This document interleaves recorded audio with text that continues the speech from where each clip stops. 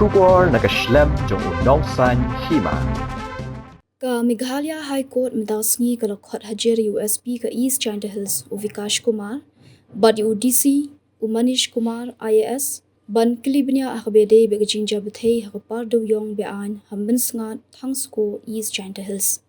Habakran shakilat pathai kabor hadian belami na High Court USB ka East China Hills ule tho bagi kinhuan ajingerap haduk menta kidang yebeteng ban le ela ka jong kamram ban wat yo le se kinang don ki basakut na pokate ka kram par do yong kabel bethei ha san tarik rempang menta updai ule tho baki pulet menta kila le ela ka jong kamram kat kum ka an bat pentikna bagi jing toket menta kadang ya shakman ka jing toket menta kadang yai beteng ngile yo ru ban kam mi ki badan kti bat ka jing toket halor kani ka ya be ya renti ngis ngos kham bagane kan wanra i ka jingkut ka ba job ulo Shu ule thuru bahaduk menta shimlalap thamai shu yaki baban saw niki balayap akade ka jaka hendai ki kinhun ajing rap hadu menta kidang ibeteng banwan yo dang don ki basakut hapo kate ka kram dak baban rap bagajing penkot ka jingwat ka shong hakikin hun ajing rap bagan thop ka SDRF but NDRF but ki wei pat ki kinhun badan bentalang in Thangsko area, Jingjia.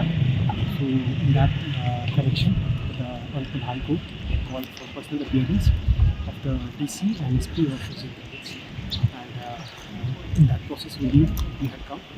And the matter is subjudice, we have not received notice, and we'll be doing our best. And as of now, the search and rescue operations are still ongoing.